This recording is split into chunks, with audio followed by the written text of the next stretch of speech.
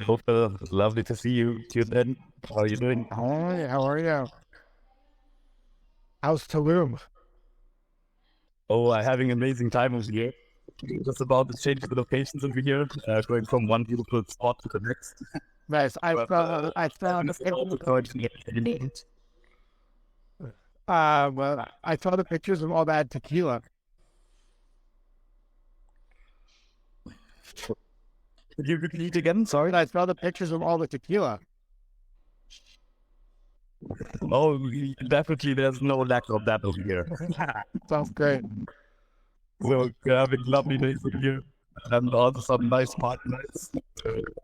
Uh, yeah, enjoying the end of the year over here, and looking forward to the party also over here. How are things going in New York? Things are good. It's not freezing anymore, which is nice.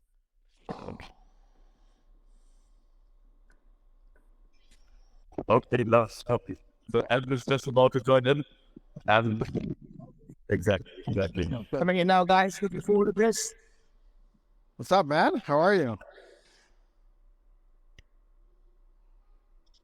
We're fine. We're just walking literally up the stairs. So sorry, we'll be able to start basically in 30 seconds. So yeah, we're doing amazing. I've been here for like 5 days, 6 days. Actually, Phil, we just met, right? The week that I did to Mexico.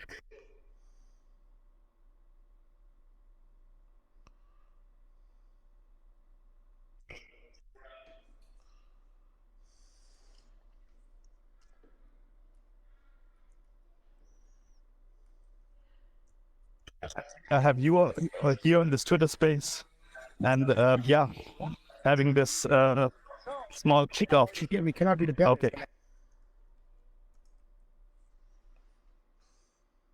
Hey, guys. Pleasure to be here. Down. Wait. Hey, Amir, how are you? I'm good, guys. How you doing? Doing well, man. Doing well. It's a pleasure to be here. When joining in, Prince Phil? I'm in New York. Perfect. We are out here in Tulum. It's paradise. Hope to see you guys soon. Yeah, I saw the pictures. I'm really jealous. Great. So let's see who else is joining us in here. We have some folks coming in right now. Yes, actually, we wanted to have Pasha come. Unfortunately, we changed the flights. So we make it so that's weird. Perfect. So let's get started. Let's start adding value to the people who are listening in and hear the recording later, and we see from there. Awesome. So, first of all, thanks a lot for what have you got. You know, it's the end of the year. We want to spend the time to have a lovely time with our families and friends, and lovely that all of you are tuning in. I have the pleasure of being here, at Evan's Space with a dear friend, and having a lovely time. So, looking forward to this Twitter space and talking about the proof we have set about how Offset already is historical carbon footprint with the flowers NFTs, and how we plan to optimize the future offsetting to keep this. As well as a small preview to our metaverse event tomorrow. So Phil, Evan, you want to jump in? Maybe so you can tell us a little bit about the flowers NFT we've just dropped that over here, and maybe that's a nice entry to get into the whole topic of what we want to accomplish together. Yeah, so Flowers was an NFT project that we launched with Flow Carbon. We launched it a couple of weeks ago, and it minted 200 NFTs from 8 different artists, all doing one-of-one. These are all supposed to be like, works of art inspired by nature and inspired by climate change. And 75% of all the money raised from selling these NFTs went towards buying and retiring carbon credits. Guys, just sorry to stop you. Menthol Protocol, whoever is the host, there's a lot of background noise. You guys need to go on mute if you're not speaking. There we go. That's so much better. Thanks, Evan.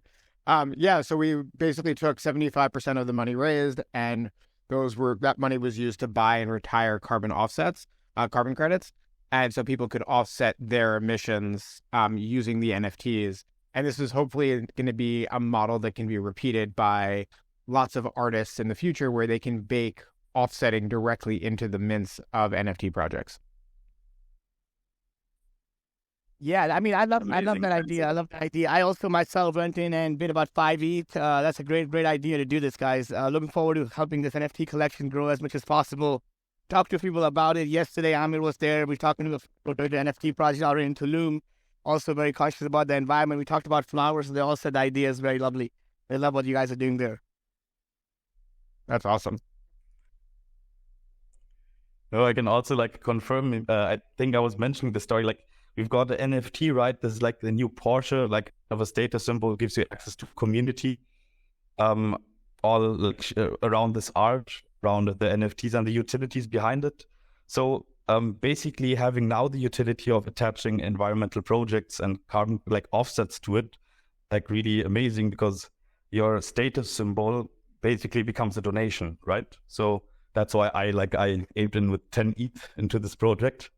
So yeah, lovely. Also, actually, we should also start off. I think a lot of people, especially in the Menthol Protocol community, know about flow carbon, but maybe after having shortly explained what Flowers NFT is, maybe we can start off by talking about flow carbon, what your aims are. We'd also love to talk about what Menthol's aims are, and also what Evan's aim is with his cool pool. We can also, Evan, if you want to kickstart it, we can also start in this order. I know you've got a busy day, and you're being filmed by German TV shows. So feel free to jump in first if that's better for you. Yeah, I mean, my goals right now are to get the cool pools launched with Menthol Protocol. Help. I invested in 300 projects last year. Would love to get these projects involved, help launch the cool pools there, and basically offset as much of the CO2 emissions as possible. It's very important. I really believe about the environment. I've seen it in and the kind of impact these emissions are having on things from seaweed coming up, the oceans heating up. I realize it very much. So I definitely want to focus on getting these cool pools done well. I personally offset a lot of my carbon emissions already thanks to the Flow Carbon Flowers NFT project, but I would want to do it for a lot more people, a lot more investments that I'm in. And I think that's the goal for me for the next few weeks and a few months, to get these cool pools going and get these projects to really appreciate that, hey, everybody's making money in crypto, but you got to think about the environment too. So it's a two-way street. Amazing. Thanks a lot, Evan. Philip, I see that you want to jump in. Please do so. So Flow Carbon was founded with the idea of scaling the voluntary carbon market, which the voluntary carbon market is a way by which individuals and corporations and other entities can offset their emissions. So obviously the goal with all emissions is reduction, right? How do we actually stop polluting as much carbon dioxide into the atmosphere? But a lot of that is structurally hard to change. Like, we don't expect people to stop flying. We don't expect people to stop shipping and moving goods and services around the world. And so the best alternative to doing that is to use carbon offsets as a method to sort of offset your emissions and get to a place where you're either net zero or net negative. And so we believe that the Web3 infrastructure is the right toolkit for this market. And so we're building out Web3 blockchain infrastructure to move the voluntary carbon market on chain, so that there can be more access to the market, more transparency around the market. And then you can actually use carbon credits as a programmable primitive, like a Lego block, money Lego, that you can actually then program into anything else, like NFT projects and lots of other things like Cool Pool. Amazing. Thanks a lot, Phil. It was I'm actually here together with two companies, people who believed in Menthol very early. I think both of us got to know each other through cold calls, let's say, meaning that we just wrote you and you actually came back to us and followed up with us. So we are very happy on working on this great vision together, understanding also flow carbon and as well as Menthol Protocol, basically wanting to do sales and marketing for impact tokenizers.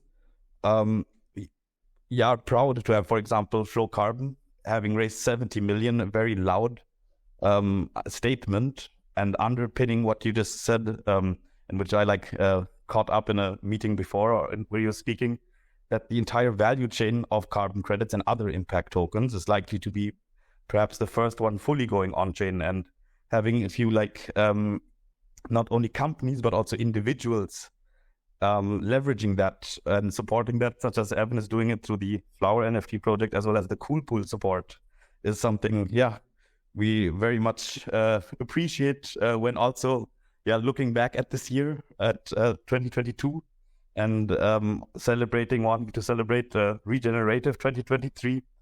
So honored of having this Twitter space with you guys. Maybe does it make sense? Shall I talk a little bit about the event we're having tomorrow on the Refi New Year's party, which is actually started by the offset of the activation of the Cool Pool of Evan. Happy to summarize that very shortly, and also talk about a few cool things we actually have planned for the community. But I'm just throwing that out there. Happy to discuss with you, friends. Okay.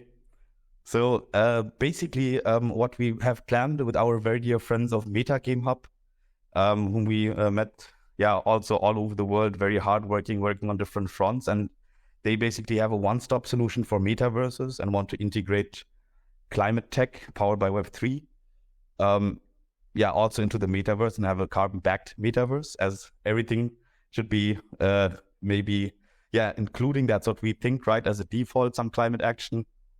So we came together and had the idea of also launching our product, the Cool Pools, having basically Evan Luthra's on-chain Cool Pool as the first Cool Pool to kick off with, accessible tomorrow in a metaverse event we have. So we've got a Menthol Protocol house, which was built by the team of Meta Game Hub, together with the support of iTech, who's doing within the call over here, is doing an amazing amount of output for many things on our design front. So we welcome you over tomorrow to come over to the in Decentraland hosted Refi event, together with Meta Game Hub, Flow Carbon, Evan Luthra, and Menthol Protocol. So we very much look forward to that. And that was what I want to throw out. And I just to announce here there, not to stop you from speaking, Amir, but just to let everybody know, everybody's listening in, probably going to hear the recordings after. I'm going to give away one of the Flowers NFTs that I bought to one of the lucky people in the Decentraland Metaverse event. So I spent 5 ETH buying these NFTs. I'm going to give one away to one of the lucky listeners and come join the New Year's Eve party with us.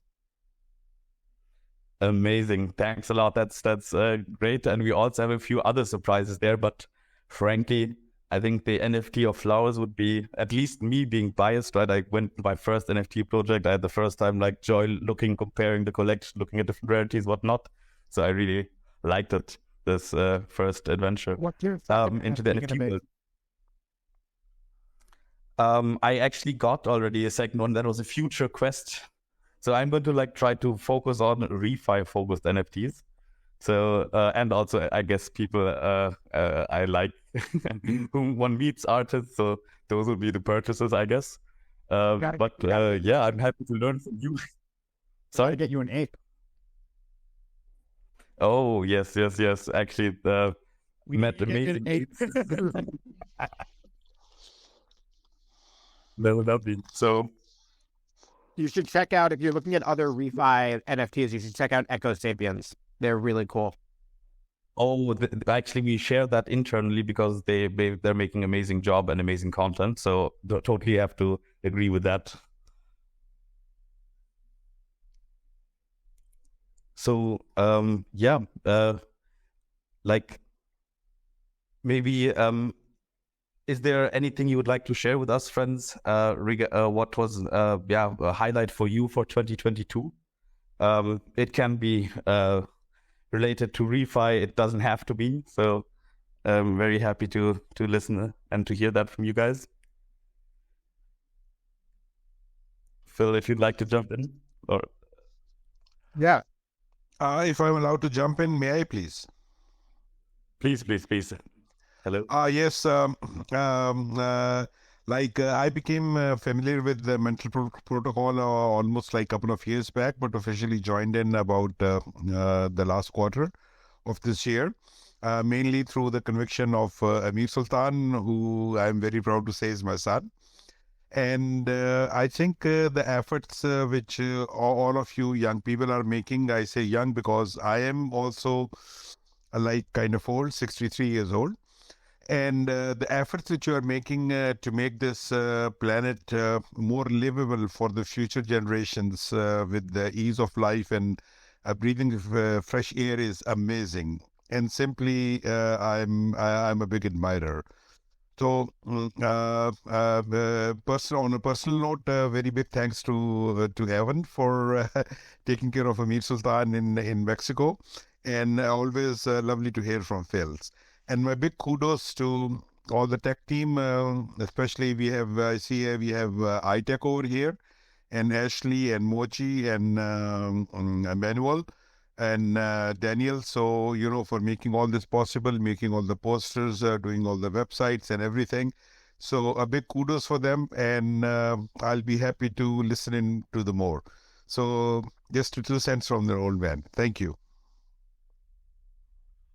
Thanks a lot. Thanks a lot. I think those are lovely words, and very in time for the launch we're just having for the Cool Pool, and we're excited to do this all here together.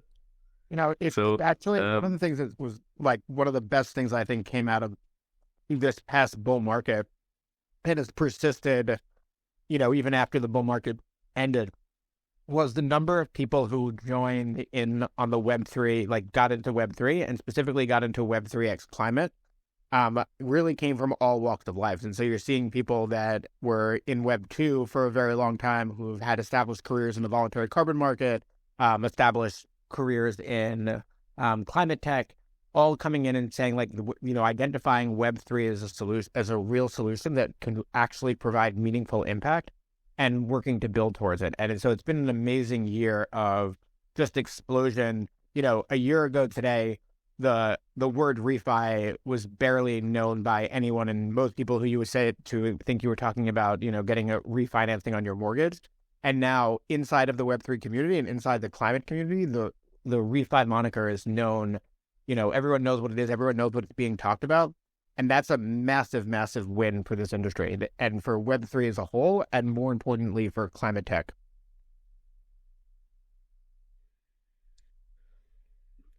Amazing. Thanks for sharing, Phil. I totally agree. We actually inspired through all of those talks. We had like the topic for our last panels we had with lovely partners in our refi community was why the next bull run will be the most regenerative one. So we go in here like following the logic that more people are worried and concerned about environmental issues than, for example, would care for gaming.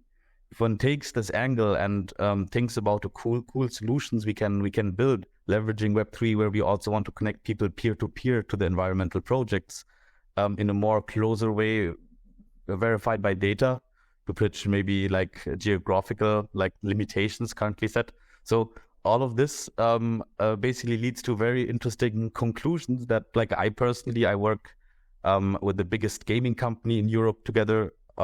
We've got amazing projects there, also in the music industry, also in the automotive industry. But basically for me, it's very clear that this is the most promising field, at least especially in what we are doing. I feel a lot of joy with that, but also from a business sense, coming into here and seeing, okay, there's a big demand, and if we solve this problem together in a more efficient way, there's a lot of value which can be created.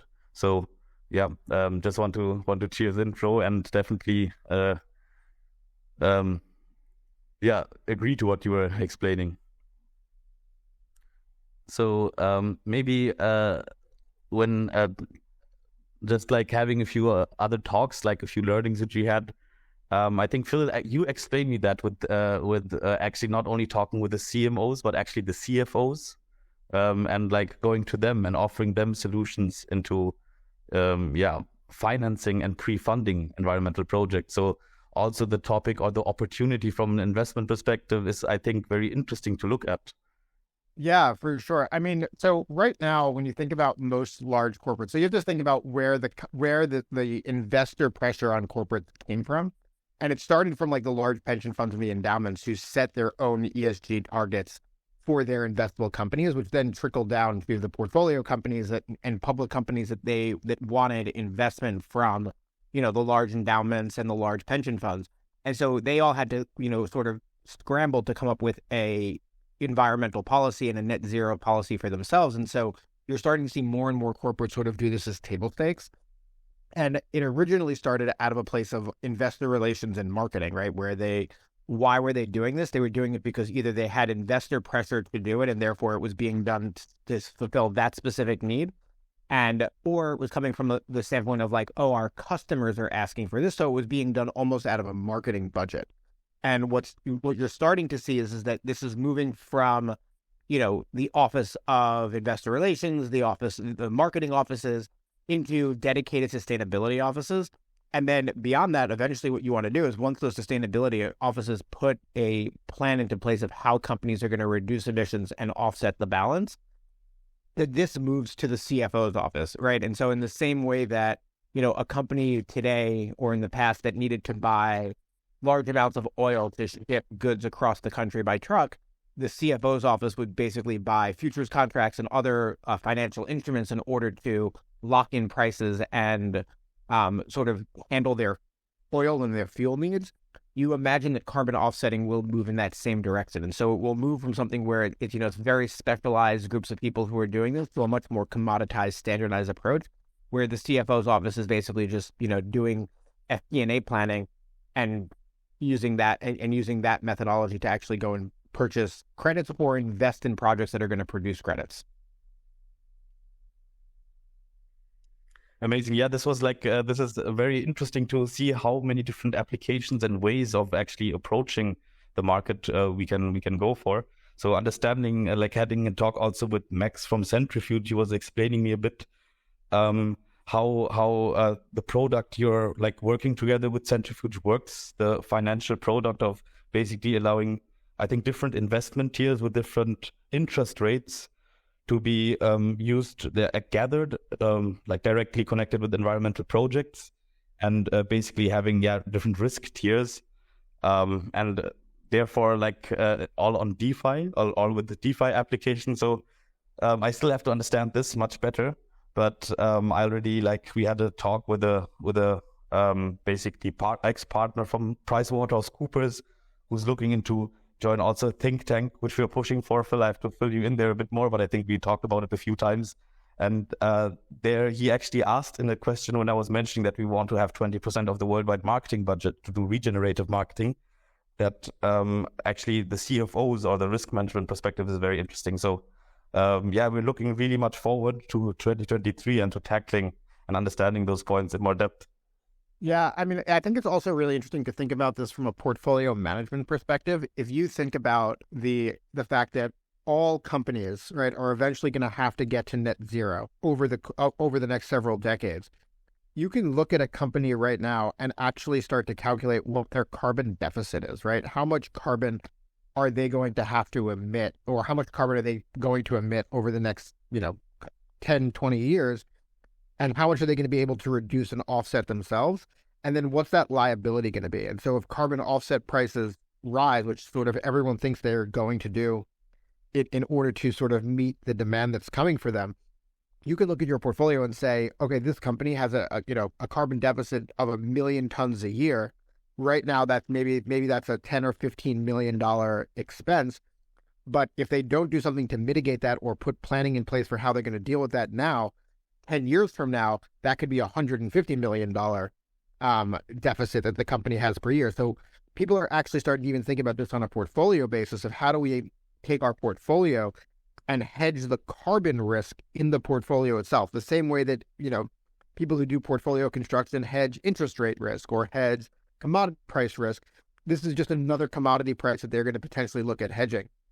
And so you're going to start to see more and more CFOs' offices thinking about how they actually accomplish that from the long run, as well as portfolio managers looking at they're doing it. So you're actually going to, I think, start to see carbon investments not just at the company level, but also at the portfolio level. And that's not, and beyond that, there's also ESG, tons and tons of ESG targeted funds in both the United States and Europe that have ESG targets baked into the fund, the fund docs themselves, where the fund has to hit either a net zero or a net negative target across the entire portfolio. And so you can think about sort of on a Web3 scale, cool pools being able to help, identify and find ways to mitigate portfolio level risk or smart contract level risk of what the carbon balance of that entity is. I can just like repeat myself with how interesting and amazing and how much I look forward to like push all of those topics jointly together. So yeah, thanks a lot for sharing, Phil.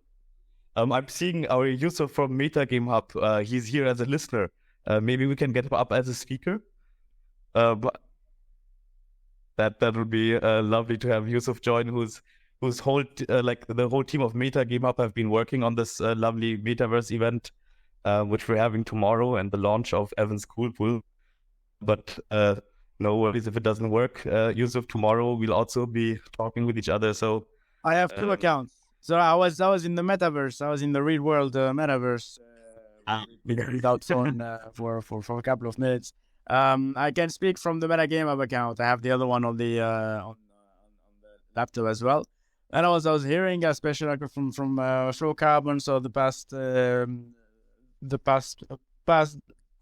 part about like the refi and the regenerative marketing. And I mean, I'm gonna say the same words as Amir again, right? So I'm gonna be honest with you guys from that front, like the from the refi perspective. You guys are already way beyond what we are doing so far in that direction, and that's why we came into aligning ourselves there also with the Cool Pool to contribute as much as we can actually to this, because in other words, like we are sold, right? So that's something that we definitely want to push, so to speak, and see more and more companies also contributing and playing this game actually, which is gonna at some point like save us all, right? So like I'm very proud, more than happy, like to be part of this and trying to push this to the next level. From our side, like we will cover it from like the virtual perspective, bringing this like to the world in the worlds, so to speak, from the metaverse perspective. And yeah, I think you started to touch some points also there, Amir. Awesome. Thanks a lot for the lovely words, Yusuf. And it's a pleasure of ours working together. Like the interesting thing over here is that Meta Game Hub, basically that's also interesting for flowers and for climate positive metaverses. So we've got basically with the Meta Game Hub a one-stop solution for building and investing and also evaluating the climate positivity of the different metaverses out there. So thanks a lot for amazing, like within 8-9 days again, we managed to create a lovely event, or maybe 2 weeks maximum. So thanks a lot for this passion coming together, which we only reflect. Very much looking forward for it. Like, first of all, like thank you, and much looking forward for tomorrow. So the event is less than 24 hours from now. And as you know, we already we hosted like the very first like carbon neutral event in the metaverse. We want to go more in the direction. So very happy about our event tomorrow. So as we said, even though it's short term, like with the time, we like at that MGH, we found a way basically to also find standardizations, enabling us also to launch the events in a couple of days. That like we had like, let's say, a learning curve. So also like short term wise, it was not a problem this time. Like thanks more to the team than thanks to myself in all of that. But much looking forward to it. So it's gonna be a mix from introducing and launching the cool pools till pegging like to another New Year's party actually happening in the real world. Then with Evan, so we're having then the post pools launched. So Evan is taking care of the parties in the real world, and we'll try to cover and be at the minimum level in Decentraland for everyone who cannot be there. You have one floor of party, one floor of like discovering more and jumping into the refi and the cool pool ecosystem. You have one floor dedicated to Menthol Protocol, like when it comes to videos, when it comes to different educational paths to make the people and the people in the metaverse and in the real world more aware of what you guys are doing. Because that's definitely in the 2023 agenda to push. Thanks a lot. Thanks a lot for explaining the different levels and what's going on in this metaverse event. So this will be really fun with those 3 stories. So tomorrow. Oh, sorry. Yeah, I was just saying, look forward to seeing everybody tomorrow. It's going to be very exciting. And let's make this work. Yeah. I shared already, like Evan, you go now to the Decentraland website, you will find like the event with the ape and mentor, and but it's not gonna be as good as in Tulum. I'm sorry. Yeah, we'll do our best. It's just fun. Get everybody involved. That's the key, and sooner or later, everybody will show up in Tulum anyway. With pleasure. Yeah. All right, guys. Awesome. This was great. Thank you. And thanks a lot. I think we're coming to the end. The 30 minutes have passed already. So thanks a lot. Like maybe if we have any questions, please feel free to jump in, but we'll also be available on other channels. And tomorrow we're having the next Twitter Space and Metaverse event. So thanks a lot to all of the speakers. Thank you, Phil, Evan, and Yusuf. It was super fun. And I greatly look forward to the event tomorrow. We're going to have a pre-party, warm up, so to speak, in Twitter, and then we will jump in the party. Yeah. Thank you, guys. Thank you, everybody. Thanks, everyone. Talk soon. Bye. Thanks a lot, friends. Okay, bye-bye. See you guys.